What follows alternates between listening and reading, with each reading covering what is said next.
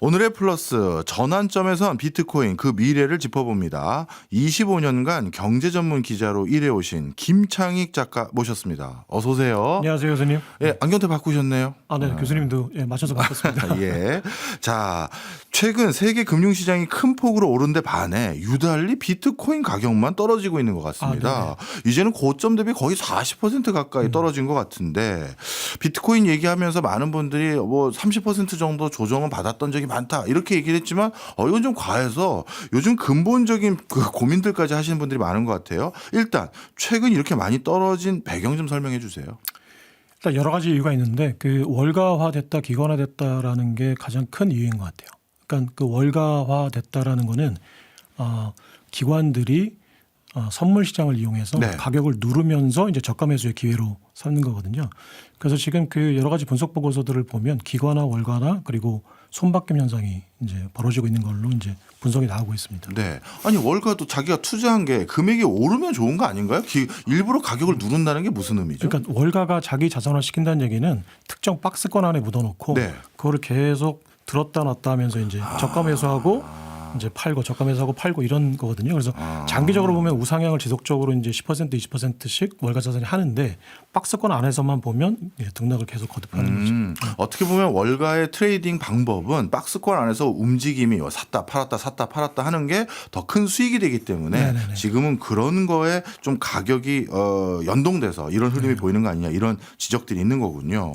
그러면 이런 게 앞으로도 계속될까요? 아니면 우리 일반 개인 투자자들은 그런 거보다는 그냥 오르고 떨어지고 우린 이런 것만 알지 않습니까? 네네. 앞으로는 어떻게 될까요? 그러니까 지금 그 스트래티지의 그 마이클 세일러나 여러 가지 분석하는 걸 보면 일단 월가화되고 기관화 됐을 때 장기적으로는 제가 이제 그 마이클 세일러의 얘기로는 한 25%에서 30% 정도의 수익률로 매년 이제 그 S&P보다 높은 수익률 정도에서 장기 우상향 하는데 예전처럼 뭐 10배가 올랐다가 80% 떨어지고 이런 그 급격한 변동성은 이제 없을 걸로 이제 많은 분들이 이제 분석을 하고 계세요. 네. 그러면 앞으로 비트코인은 월가가 가격을 좌지우지하는 그런 시장이 돼버렸다. 이렇게 단정 지어도 될까요? 뭐 50% 이상의 확률로 그렇게 단정 지어도 될 것 같습니다. 아, 그래요? 네네. 그러니까 월가가 이제 어느 정도 통제하는 범위 내에서 이제 포섭을 했다고 이제 보여지고 예. 이제 지정학적인 자산이기 때문에 미국의 정부가 이제 그 전략적으로 비축했을 때 그 현물 수요가 폭증하면 이제 최근에 금 가격처럼 네. 다시 어떤 변동성이 커질 수 있는 여지는 있는데 일단 월가가 원하는 것은 장기적으로 그들이 원하는 범위 내에서 우상향 시키는 것이다라고 이제 판단을 하고 있습니다. 그렇군요. 이러면 어떻게 보면 그나마 제도권 금융의 어떤 영향력 아래서 벗어나고 싶다. 이런 니즈 때문에 비트코인에 관심을 뒀던 사람들도 많고 그런 것들이 매력이라고 생각한 사람도 많았는데 이렇게 월가의 어떤 뭐랄까 영향력 아래 다시 들어가 버리면 아예 이 시장 떠나겠다. 이렇게 외면하는 사람이 많아지지 않을까요? 그러니까 그게 이제 철학적 이제 그 비트코인이라는 탈중앙성에 대한 철학적 접근이냐 네. 아니면 내가 자산으로 비트코인에 투자하는 거냐에 따라서 약간 달라질 수는 있을 것 같아요. 근데 지금 월가가 됐다고 해서 자산으로서 가격이 월가에 포섭되고 일정한 박스권 내에서 움직인다고 해서 비트코인의 탈중앙성이라는 고유의 본질적인 특색이 퇴색되거나 그런 건 아니거든요. 그러니까 탈중앙성을 가만히 살펴보면 세 가지 정도의 특징을 가지는데 첫 번째는 누군가가 네트워크를 조정할 수 없다라는 거고 두 번째는 2,100만 개의 물량을 늘릴 수 없다라는 네. 거고 세 번째가 개인 간의 거래를 할 수 있다라는 거거든요. 그렇죠. 근데 월가가 소유량을 늘리고 국가가 비축을 한다고 해서 첫 번째, 두 번째, 세 번째의 본질적인 속성이 없어지는 건 아니에요. 근데 우리가 이제 그 중앙화된 기관들과 국가가 비축을 하니까 뭔가 중앙화되는 것 같다는 느낌은 들잖아요. 그렇죠. 근데 하나하나 따져보면 사실은 중앙화와 탈중앙성의 특징은 전혀 상관이 없는데 한 가지 이제 현실적으로 네. ETF로 이제 기관 자금이 늘어나서 ETF 투자가 늘어나고 저희가 거래소에서 거래를 하니까 네. 저희가 개인 간의 거래를 하는 게 특징인데 사실은 수탁해놨을 때는 개인 키가 없는 거죠. 네. 그러니까 그 비트코인 자체의 속성은 변한 게 없지만 예. 저희가 투자를 하는 제도권 내 어떤 그 시스템에 의해서 소유권이 집중돼서 그 비트코인이라는 자산을 이제 활용하는 측면에서는 개인보다는 기관이 훨씬 더 유리해진 상황이다. 이렇게 보시면 될 것 같고 이거를 피터 틸이 이제 트럼프 대통령에게 설명을 할 때 지정학적인 그 게임 이론으로 예. 설명한 적이 있어요. 그러니까 예. 게임 이론이라는 게 옆방에 있는 딴 놈이 불면 나는 온팡 뒤집어 쓰는 거잖아요. 그렇죠. 그러니까 상대가 있는 거잖아요. 예. 그러니까 피터 틸의 얘기는 이 탈중앙성 때문에 중국이 보유할 거다. 예. 그러니까 미국의 달러망에서 벗어나는 방법으로 중국이 보유할 거기 때문에 우리가 선점해야 된다.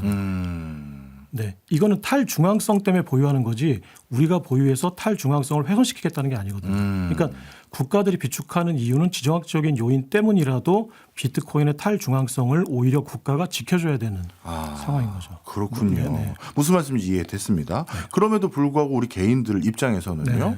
이거 뭐 비트코인 시장에서는 비트코인을 많이 보유하고 있는 사람들을 고래라고 속칭 부른다고 들었는데 몇몇 고래에 어떻게 보면 그 농간에 우리들은 시세가 거기에 좌지우지되고 그 고래들은 기관일 수도 있고 또 괜히 또 대량 매집해 놓은 사람일 수도 있고요. 그렇게 해서 나는 나름대로 이게 좀 가치도 좀 저장될 것 같고 또 그 과정에서 시세 차익도 좀 올라가면 좋을 것 같은 그런 니즈 때문에 가지고 있었는데 오히려 더 불안감이 많아지는 형국이라는 생각이 드는데 이것도 맞나요? 그러니까 그게 변동성이 컸을 때 불안한 거냐, 예. 내가 누군가가 이걸 통제할 수 있기 때문에 불안한 거냐가 이제 종류가 다른 불안감이잖아요. 그렇군요. 근데 일단은 지금 그 기관화됐다라는 의미에서 첫 번째 판단 기준 중에 하나가 그 연간 변동성이 40% 이내로 줄어들었다는 거예요. 예. 네, 그 원래는 이게 뭐 5배, 6배 늘었다가 그렇죠. 80% 폭락하고 예. 막 이러잖아요. 근데 그런 변동성이 줄었다는 측면에서 보면 훨씬 안정적으로 투자할 수 있는 거예요. 근데 만약에 내가 10배 올랐다가 80% 떨어졌을 때 그걸 견딜 수 있느냐. 근데 이제 장기적으로 보면 나는 예를 들어서 그 만약에 S&P가 연간 지금 5년간 15% 정도 올랐는데 네. 25% 정도가 만약에 오를 경우에 그 8년이 지나면 10배가 돼요. 네. 네. 근데 이게 적은 상승률이 아니거든요. 그렇죠. 근데 8년이 지나고 나서 10배가 되는 그 국면을 만약에 내가 어떤 급격한 변동성 내에서 그 이득을 취하려면 4년이라는 주기설이 반복될 경우에 내가 10배가 올랐을 때 팔고 나왔어야 돼요. 그렇죠. 근데 이게 80% 떨어지면 이제 또 다시 또 그 이제 4분의 1 통하게 나는 거니까 그렇게 4년 주기를 겪으면서 나는 그 변동성 안에서 내가 엑시트 타이밍을 정확히 파악해서 돈을 벌 수 있는 거냐.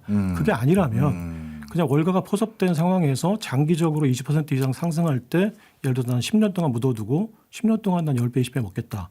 그러니까 만약에 10년 동안 10배란 얘기는 그 10년에서 한 텀이 더 지나가고 나면 이제 그러니까 그 10년, 20년이 되면 그게 100배란 얘기거든요. 그렇죠. 그러니까 그러면 내 아이한테 물려주면 100배가 되는 거예요. 예. 지금 1억을 묻어두면 20년 뒤에 100배가 되는 거니까 네.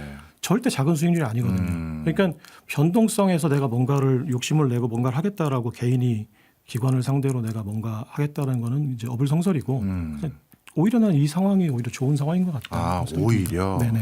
근데 이제 우리가 원래 가상자산 시장을 쳐다봤을 때는 하루에 말이야 내가 네네. 3배, 4배 막 이런 거 생각하는 사람이 많거든요. 네네. 그런 거는 이제 시장이 완전히 바뀌어버렸다. 이렇게 네네. 생각하는 게 낫겠군요. 그럼요. 네. 네. 자, 그럼 좀 관점을 달리 해볼게요. 변동성을 바탕으로 트레이딩 관점이나 투자 관점으로 비트코인을 쳐다보는 분도 계시지만 또 한 축은 이게 디지털 금이다. 이거만큼 안전 자산 같은 성격을 가진 게 없다. 이런 얘기도 많이 하지 않습니까? 네네. 근데 요즘 금 가격은 엄청 오르는데 비트코인은 영 힘을 못 쓰거든요. 이제 디지털 금으로 바라보는 시각은 또 어떻게 우리가 재수정을 해야 됩니까? 아니요. 그러니까 그 디지털 금이라는 그게 이제 본질에 결국은 그 사람들의 집단 지성이 이제 수렴을 할 거라고 장기적으로는 보는데요. 예. 지금 이게 월가화되는 과정에서 네. 기관들은 절대 리스크 테이킹을 하지 않거든요. 네. 그 고객의 돈으로 관리를 하는 거기 그렇죠. 때문에 그 알고리즘으로 그냥 그 패시브 펀드로 그냥 알고리즘에 의해서 조금 떨어지면 또 손절하고 예. 또 조금 올라가면 익절하는 사람들이거든요. 그러니까 작은 그 위험에도 굉장히 민감하게 반응하는 게 패시브 그 펀드니까 예. 지금 기관화 됐기 때문에 그들이 비트코인이라는 자산을 디지털 골드가 아니라 나스닥보다 위험한 위험 자산, 나스닥의 오른쪽에 지금 세팅을 해놓은 거예요. 네. 기관화됐기 때문에.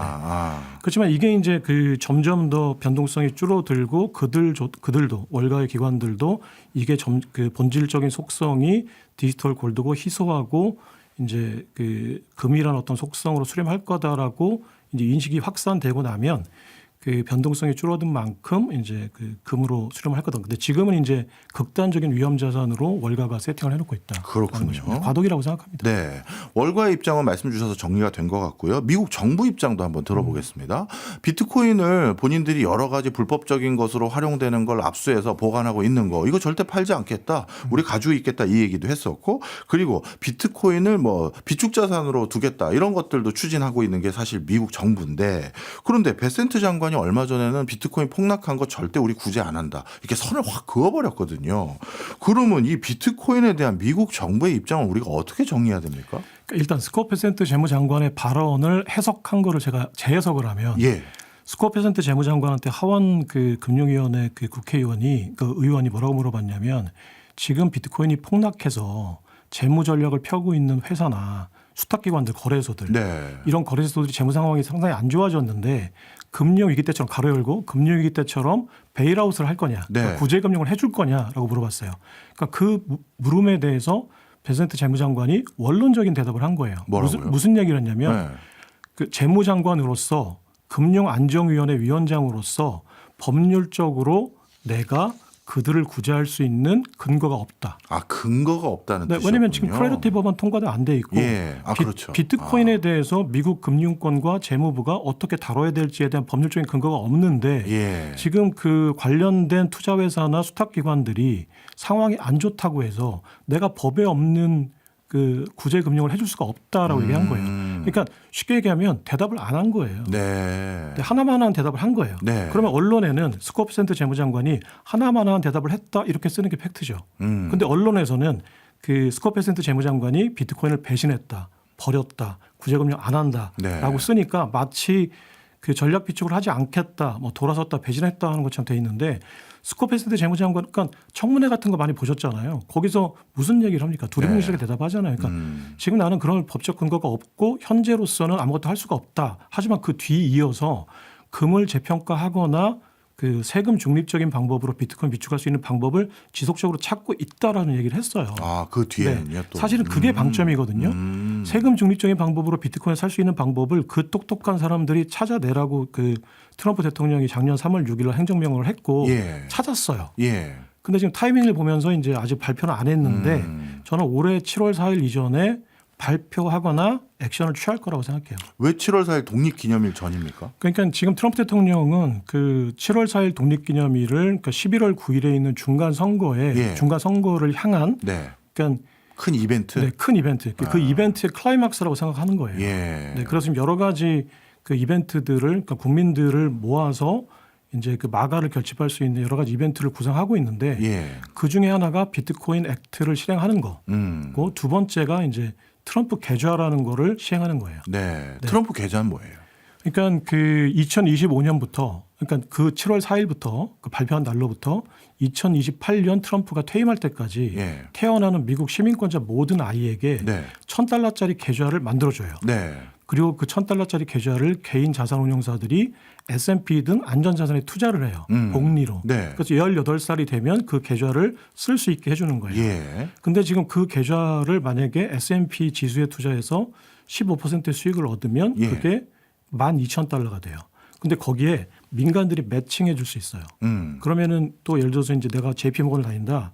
그럼 JP모건 제이미 다이먼 회장이 직원들이 낳는 아이들한테 정부가 $1,000를 꽂아주면 본인도 $1,000를 꽂아주는 거예요. 아. 근데 지금 JP모건 회장이 뭐라고 요구하고 있냐면 예. 이거를 S&P 지수뿐만이 아니라 그 블랙록 그 IBIT 같은 비트코인 ETF에 투자할 수 있게 해달라고 요구를 하고 있어요. 오. 그리고 코인베이스도 우리 직원들 아이들이 태어나면 우리가 비트코인을 직접 꽂아주겠다고 해요. 예. 그러면 지금 미국에 이제 앞으로 3년 동안 태어날 모든 아이들은 예. $1,000를 계좌를 갖고 시작하고 18살에 그게 복리를 불어나면 예. 그냥 $1,000만 있을 경우에 $12,000고 그렇죠. 비트코인이나 여러 가지 이제 그 부모님이 매칭해주고 또 회사가 매칭해주고 예. 해서 그게 이제 불어나면 트럼프 지금 재무부가 추산하기로는 $100,000 정도가 될 거라고 추산을 하고 있어요. 그렇군요. 그러면 이제 지금 가치로 한 1억 5천만 원 정도를 가지고 18살 이제 청년기를 시작하는 거니까 네. 그러면 앞으로 태어나는 모든 아이들과 또 그 아이를 가지고 있는 모든 부모들은 트럼프를 찍어주겠죠. 네. 근데 이게 이제 비트코인하고 연계가 될 가능성이 크다는 거예요. 네. 그런데요, 죄송한 말씀이지만 저희도 이제 학습 효과가 생겼습니다. 네네. 트럼프는 일단 두 가지로 말씀드리면 트럼프 스타일은 법에 근거가 없어도 본인이 필요하다면 먼저 지르는 성격인 걸 우리가 알지 않습니까? 네네. 그래서 지금 관세 부분도 대법원에서 아직 그 판결도 남아 있는 상황이고요. 그런데 이 베센트가 아무리 청문회에서 본인이 법적 근거가 없다 하더라도 트럼프와 상의는 했을 텐데 이게 필요하다라고 하면 저희가 지금 당장 구제하겠습니다라든가 적극적인 조치를 취할 수 있는 리더십 스타일인 걸 아는데도 안 했다는 건 관심이 없는 거 아니냐 이런 생각도 있고요. 또 하나가 그 전에도 당선되기 전에도 가상자산 대통령이 되겠다고 하셨던 분이 실제 행보도 그렇고 실제 돈은 자기 일가족만 벌어갔거든요. 우리가 이런 비도덕적인 시장에 내도 내 금쪽 같은 돈을 담아야 되느냐 이런 의구심마저도 더 불거진 게 사실이에요. 그래서 또 괜히 중간선거 전에 바람만 잔뜩 불어놨다가 중간선거 때 또 본인들 가족만 돈 벌고 또 흐지부지 되는 거 아닌가 이런 우려에 대해서는 어떻게 평가하세요? 그러니까 저는 트럼프가 현실적인 비즈니스맨이기 때문에 비트코인 액트를 시행할 가능성이 오히려 높다고 생각하는 거예요. 그래요? 왜냐하면 지금 베센트 재무장관이나 상무장관이나 트럼프의 입으로 지금 중간선거를 앞두고 그 쇼타임이 7월 4일이라고 설정해 놨는데 네. 굳이 지금 연초에 그 거품을 뺄 필요가 없거든요. 그 호재를. 네. 그러니까 아직까지는 그러니까 사람들을 좀 헷갈리게 만들어 놔도 되는 상황이에요. 오히려. 오히려. 네. 그리고 작년에는 사실은 이제 비트코인 액트에 대해서 그 채권 시장이 달갑지 않게 생각했어요. 네. 그래서 월가가 채권을 투매하면서 비트코인 액트를 시행하고 관세 전쟁을 하니까 이제 채권 금리가 급등을 했거든요. 그래서 그 트럼프 대통령 행정부가 이거 월가의 채권 시장을 좀 고려해서 약간 그 무릎을 낮추는 그러니까 그런 제스처를 취했는데 올해 연초부터 이제 트럼프 행정부가 하는 걸 보니까 월가가 채권 투매를 못하도록 하는 여러 가지 덫을 걸어놓은 거예요. 네. 이제 그게 대표적으로 4월 1일부터 시행되는 SLR 규제의 이제 완화라는 건데 지금은 그 월가가 국채 투자를 하고 싶어도 못 한다고 이제 본인들이 얘기를 하고 있어요. 왜냐면은 금융위기 때 이제 자본 규제라는 걸 통해서 월가가 그 국채 같은 안전자산에 투자해도 5% 이상의 자본금을 쌓아야 돼요. 자기 돈을. 그러니까 쉽게 얘기하면 자기 돈이 없으면 국채 투자를 못 하는 거예요. 안전자산도. 근데 이제 그 규제를 풀어서 월가가 국채에 마음껏 투자할 수 있게 해준 거예요. 이게 추산되는 금액이 맥시멈 6조 달러, 그러니까 우리나라 돈으로 8천조 원 정도가 국채 레버리지로 월가가 투자할 수 있는 여력이 생기는 거예요. 그렇군요. 네. 근데 이거를 4월 1일로 유예를 해놨어요. 예. 근데 이제 문제는 뭐냐면 월가는 1월 1일부터 그 규제가 완화될 거라고 전제해놓고 지금 투자를 시작한 거예요. 벌써. 이미. 그러니까 만약에 트럼프가 월가가 국채를 투매해서 이제 본인이 원하지 않는 방향으로 월가가 견제를 하게 되면 4월 1일 이제 아까 말씀드린 대로 막무가내로 이제 그게 약속은 해놨는데 네. 철회할 수 있는 거예요. 그러면 월가는 이제 멘붕에 빠지는 거죠. 그렇죠. 국채를 팔아야 되니까. 그래서 지금 월가는 오히려 국채를 못 파는 상황이 됐어요. 네. 그리고 금준비법이라는 1934년도에 이제 그 루즈벨트 대통령이 대공황을 극복하는 방법으로 이제 뉴딜 정책을 펴는데 그 재원 마련한 그 방법을 그대로 복붙해서 지금 트럼프하고 그 베센트 재무장관이 하겠다는 거예요. 네. 그래서 지금 트럼프는 그 전제 조건이 그러니까 대공황에 준하는 어떤 위기 상황이니까 이제 그 대공황이니까 루즈벨트는 그렇게 할 수 있었던 거거든요. 여론을 무마시키고 그럼 뭔가 그런 상황이 되는 게 유리해요.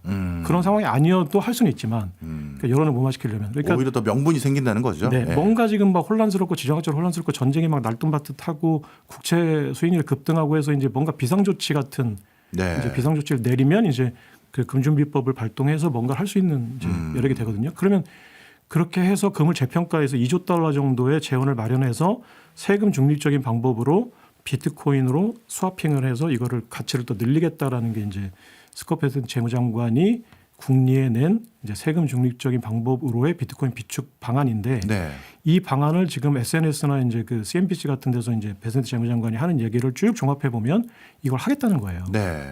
어떤 식으로든지. 알겠습니다. 네네. 자, 그러면 우리 작가님이 말씀해 주신 걸 기반으로 했을 때 이렇게 한번 또 생각을 바꿔볼게요. 지금 말씀을 쭉 듣고 보니까 이 비트코인을 중심으로 한 가상자산 판이 점점 미국 중심으로 쏠림 현상이 심해지는 것 같은 느낌이 있어요. 특히 스테이블 코인 등등까지 붙어가면서 사실 비트코인도 전 세계적으로 달러를 가지고 사는 거지 않습니까? 그렇죠. 그러면 원래 이 시장에 또 중요한 또 반대점 대칭점에 있었던 국가가 중국이나 러시아 같은 탈달러 기조에 어떻게 보면 놓여있던 국가들이 또 관심을 가지고 있었고 그것 때문에 또 중국도 비롯해서 러시아도 비트코인을 많이 보유하고 더 늘려가고 있었던 형국이 있었는데 지금 이런 상황으로 가버리면 월가와 미 정부가 중심이 된 어떤 그 뭐랄까 시장이 돼버리면 그들은 발을 빼서 오히려 비트코인 시세나 전반적인 이 시장에 악영향을 주지는 않을까요? 그러니까 이제 그 지금 그 단순화시켜서 이제 미국과 중국의 어떤 화폐 패권의 구도를 보면 예. 중국은 금을 비축해서 실물금으로 예전 같은 그러니까 엄밀한 의미의 근본이는 아니지만 금으로 위안화의 국제화를 지탱해주는 어떤 유사근본이제를 네. 하겠다는 거고 예. 이제 아까 이제 그 피터 틸이 얘기한 것처럼 이제 지정학적인 그 게임 이론으로 보면 저들이 그걸 하기 때문에 미국도 그 패권 전쟁에서 이기려면 네. 뭔가 거기에 대한 대응책을 펼쳐야 되니까 예. 그러면 금을 더 많이 갖거나 네. 아니면 다른 프레임을 만들거나 하는데 미국은 다른 프레임을 만드는 쪽으로 간 거예요. 그러니까 비트코인을 비축하겠다. 네. 그래서 디지털 세상에서의 어떤 기축 자산을 선점하겠다라는 네. 거고 그럼 그건 왜 그러냐? 미국이 금을 더 많이 가지고 있는데 공식적으로는 네. 그럼 왜 그 저쪽에서 금을 비축해가지고 근본이자를 하게 되면 그걸 무력화시킬 수 있는 금을 더 많이 가지고 있는 미국이 그냥 근본이자를 하면 되는 거 아니냐는데 그렇죠. 근본이자를 하겠다는 거는 지금 마음껏 찍어낼 수 있는 달러 패권을 포기하겠다는. 그러니까 미국은 절대 다시 돌아갈 수 없죠. 그렇죠. 그 법정화폐 제도가 이제 유지가 되는 한. 두 번째는 미국은 금이 없어요. 생각보다요? 생각보다 없기도 하고 네. 없을 거야 아마. 그래요? 네, 왜냐면은 본인은 제일 많다고 얘기하잖아요. 그러니까 장부상이 많아요. 그러니까 회계상으로는 미국이 8,133톤의 금을 가지고 있는데 네. 그 닉슨 쇼크 이후에 닉슨 쇼크 이전 한 10년부터 지금까지 선물 시장에서 그 종이 금으로 미국이 그 금의 가격을 낮춰온 그 과정을 보면 예. 선물 시장도 결국 마지막 청산은 현물로 해야 되거든요. 그렇겠죠. 그럼 금의 가격을 지난 50년간 눌러왔고 성공했다. 최근에는 이제 그게 뚫려버렸지만 예. 50년간은 그래 성공했다고 하면 금을 계속 내다 팔았어야 돼요. 공급량을 늘려줬어야 돼요. 네. 그 얘기는 지금 미국의 8,000톤의 그 장부상에 있는 것보다 최소한 적다는 거예요. 네, 그 최소한 적거나 아니면 아예 없거나. 그럼 완전 이거 미 정부가 분식회계를 한 거네요? 그렇죠. 네. 그게 어떻게 가능한지 모르겠으나 왜냐하면 네. 그 분식 회계가 사실은 국제 간의 회계 장부 맞추기가 아니기 때문에 그래요. 지금 미국은 예. 금 장부와 그 금이라는 자산을 가지고 회계 정리를 하는 거는 양자 간에 하면 되거든요. 그게 연준과 재무부 간에 회계 정리를 하면 돼요. 네. 그 두 개가 한솥밥이잖아요. 그렇죠. 그러니까 둘이 그냥 꽁짝만 맞으면 사실은 그 연준에 있는 미국의 금 장부에 있는 가격과 양을 그냥 그대로 그냥 재무부가 원하는 대로 적어놓을 수 있죠. 그리고 미 군사기지 안에 있다는 진짜 금 실물을 보관하고 있다는 창고, 그거 누가 들어가서 확인해 볼 수도 없는 거고. 70년간 확인해 본 적이 없는데 네. 2017년에 그 스티븐 무누신 재무장관이 트럼프의 명령으로 확인을 했어요. 예. 그러니까 트럼프가 발표 안 했죠. 발표 안 했습니다. 그러니까 트럼프는 지금 있는지 없는지 알고 있어요. 예. 근데 트럼프가 있는지 없는지 알고 있는데 금고문을 활짝 열어보자라고 작년에 했거든요. 예. 네, 그 얘기는 없다는 얘기예요. 그러니까 금고에 금이 있는데 갑자기 막 언론하고 막 전 세계 이목을 집중시킨 다음에 금고문을 활짝 열었는데 금이 있다 그러면 금이 예정대로 그러니까 그 장부대로 있네요. 그러고 돌아서려고 하는 건 아니죠. 네. 금이 없으니까 그럼 금이 없다라는 그 사건이 그 충격이 전 세계에 퍼졌을 때 트럼프가 뭘 원하는지 그걸 하겠다는 거지. 우리는 금을 8,000톤 가지고 있습니다. 근데 금고문을 열어보니까 8,000톤이 있습니다. 이거 너무 당연한 거잖아요. 어떻게 보면 이게 당연한 건데. 그렇죠. 당연하지 않은 상황이라는 걸 알고 있으니까 트럼프는 열어보자는 거죠. 무슨 말씀인지 맥락을 네, 이해했습니다. 자, 그러면요. 사실 우리가 미국이 어떤 가치에 대해서 어느 대상물에 어떤 가치를 부여했었을 때 거기에 신뢰를 더 많이 부여하는 가장 큰 이유들 중에 하나는 미국이 가지고 있는 국부와 영향력에 기반한 것도 있지 않겠습니까? 근데 방금 말씀 주셨던 금이 그렇게 미국이 생각보다 보유 현황이 적을 수도 있고 또 미국의 영향력도 옛날만 못하고 그러면 미국이 적극적으로 육성하는 비트코인 또는 관심을 두려는 비트코인보다 실질적으로 투자자나 개인 입장에서는 금으로 그냥 더 뭔가 안전성을 다지는 게 더 낫지는 않을까요? 그러니까 그 미국의 의도와 그다음에 시장에서 그게 실제로 어떻게 구현될지는 약간 별개의 문제인 것 같아요. 왜냐하면 닉슨 쇼크도 사실은 금이라는 거를 화폐에서 그냥 고철덩어리로 만들어버리겠다라는 미국의 선언이었는데 네. 근데 오히려 금이라는 가격은 올라가고 달러의 가치는 예상보다 더 떨어지고 그렇죠. 그러니까 그런 현상이 이제 실제로 벌어졌다는 거 봐서는 시장에서 그래도 집단 어떤 소비자들 자산 투자자들의 어떤 시장을 아무리 미국 정부라고 하더라도 자기 마음대로 100% 통제할 수는 없다는 것 같아요. 근데 지금 미국의 의도는 저는 이제 그걸 트럼프 쇼크라고 표현을 하고 있는데 닉슨 행정부가 금의 가치를 끌어올려서 달러 가치를 어느 정도 끌어내리는 그 목적으로 닉슨 쇼크를 만들었는데 예상보다 더 많이 금의 가격이 올라가고 예상보다 더 많이 달러 가치가 떨어졌을 때 네. 페트로달러로 달러의 가치를 지탱해 줬거든요. 예, 예. 금은 이제 선물 시장에서 눌러버리고. 네. 근데 지금 트럼프도 이제 그 부채를 갚고 이제 무역 적자를 해소하는 방편으로 다시 또 이제 그 금을 준비금에서 자리에서도 쫓아내고 달러 가치를 떨어뜨리겠다 일시적으로 네. 하는 건데 닉슨 행정부터 했던 그런 모습들이 학습 효과가 있으니까 금의 가치가 폭등할 거다 예상외로 그리고 달러 가치가 예상외로 더 떨어질 거다 네. 이걸 알고 있거든요. 네. 그러면은 10년 동안 사실은 닉슨 쇼크 이후에는 그걸 조정해 왔는데 트럼프 대통령은 그거를 10년 걸리지 않는 기간 내에 조정할 수 있는 어떤 대책들을 마련할 거예요. 그게 이제 저는 이제 그 떨어지는 달러의 가치를 밑에서 지탱해 주는 거를 석유에서 비트코인으로 그래서 사실은 금에서 비트코인을 바꾸겠다고는 했지만 사실 그 역할을 엄밀히 보면 지금 페트로달러의 석유가 해주는 역할을 비트코인이 해주는 거고 금은 원래 의도는 지금 준비금에서도 쫓아내서 중국이 가지고 있는 그 근본이제 유사근본이제를 무력화시키겠다는 전략이 깔려 있을 텐데 네. 실제 시장에서는 금의 가치가 오히려 올라갈 수 있는 상황이 되죠. 하지만 예. 이제 시간이 더 지나가고 나서 이게 그 트럼프 쇼크의 본질을 가만히 봤더니 이제는 디지털 골드로 가겠다는 거구나라는 게 이제 세대 바뀜이 일어나고 이제 자산의 손바뀜이 일어났을 때 젊은이들이 비트코인의 가치 그러니까 줄 서야 되잖아요. 네. 그러니까 저희도 우리가 그러면 중국의 근본이제 줄 설 거냐 미국의 비트코인 그 비축 전략 비트코인 본위제 줄 설 거냐 해서 저희는 그 70% 이상 GDP를 차지하고 있는 게 미국의 스위프트망이 아직까지는 그러면 네. 그 근본이제보다는 비트코인 본위제 쪽으로 줄 서는 게 유리하다고 판단할 수밖에 없으니까 그런 상황이 됐을 때는 이제 금의 가치가 지금보다는 저평가될 수밖에 없다. 근데 일시적으로는 그 쇼크가 일어난 다음에 어쨌거나 실물 금이나 은 같은 것들이 폭등할 수 있다고 생각합니다. 네. 닉슨 쇼크 때도 실제로 그랬고요. 알겠습니다. 쭉 이 작가님의 말씀을 들어보니까 장기적으로 작가님은 그래도 비트코인에 대해서 긍정적인 낙관적인 견해를 가지고 계신 것 같아요. 네.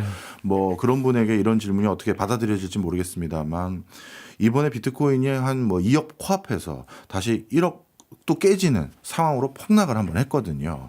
그래서 일각에서는 거 봐라 내가 아무 가치 없는 거라고 얘기했지 이런 얘기가 또 많이 올라온 거 사실이지 않습니까? 네네네. 그리고 또 반면에는 우리가 이 비트코인에 대한 의구심을 100만 원대부터 1000만 원대부터 1억대부터 1억 5천대까지 계속 가지고 있다가 가격은 계속 올라갔거든요. 앞으로 하락세 또 대세 상승 뭐 어떻게 받아들여야 될까요? 뭐 그건 누구도 모르죠. 신도 모르죠. 아, 좋게 얘기해 주시고서. 만약에 신이 그걸 알았다면 신이 아마 비트코인 투자할 거예요. 그렇죠. 근데 그게 지금 이제 떨어지니까 그 하락기에는 온갖 비관론적인 얘기들이 많이 나오죠. 예, 그러니까 지금 맞습니다. 보니까 봐라 이런 분들은 사실은 하락기 때는 했던 말을 그대로 지금 반복하죠. 녹음기를 틀어놓고 있는 네. 거죠. 근데 만약에 또 상승하면 네. 또 반대말이 또 계속 나오죠. 그러니까 지금 떨어지고 올라갈 때 그 막 온갖 난무하는 퍼드나 어떤 긍정론이나 이런 것들에 휩쓸리지 마시고 제가 비트코인에 대해서 어떤 관점을 가지고 지금 접근하고 있는 거냐. 누구도 100% 확신할 수는 없지만 그래도 인간의 합리성이라는 집단 지성이 어떤 자산을 바라봤을 때 그 본질의 그 어떤 이해도가 높아질수록 이게 어떻게 수렴할 거냐라는 거는 역사가 패턴을 증명해 줬었거든요. 네. 그렇다면 지금은 아직까지는 이해도가 떨어지고 비트코인이 어떤 그 대중적인 채택이 많이 늘지 않아서 그 오해를 받을 수 있지만 네. 결국 인간의 집단 지성, 인간은 부분적으로는 비합리적이고 또 누군가는 비합리적이지만 전체적으로 보면 항상 합리적인 방향으로 움직여 왔고 자산시장은 특히나 그렇죠. 경제하고 네. 그게 만약에 그런 전제가 깨진다면 경제와 자산시장에 대한 모든 이론이나 모든 패턴이 깨져버리죠. 예. 그러니까 그거를 전제로 깔고 들어가서 본다면 비트코인의 본질은 어떤 자산보다 변할 수 없는 속성을 가지고 있고 이거에 대한 대중과 또는 오피니언 리더들의 이해도가 지금보다 높아진다면 예. 그 본질적인 속성에 우상향할 수밖에 없는 희소성과 아까 말씀드린 탈중앙성이 결국은 채택을 늘리고 가격을 우상향시키는데 이제 수렴할 거라고 네. 믿습니다. 네. 사실 저희 손경제에서도 뭐 비트코인이 상승 하락 이게 중요한 게 아니라 이미 실체감 있는 규모를 가진 존재가 돼버렸잖아요. 네네. 그래서 이것 때문에 실물 경제뿐만 아니라 주식 시장에도 적지 않은 영향을 미치고 있습니다. 그런 차원에서 저희도 계속 모니터를 하고 있거든요. 네네. 오늘 주신 말씀이 굉장히 중요한 시사점이 많이 있는 것 같습니다. 오늘도 많이 배웠습니다. 지금까지 김창익 작가였습니다. 고맙습니다. 네, 감사합니다.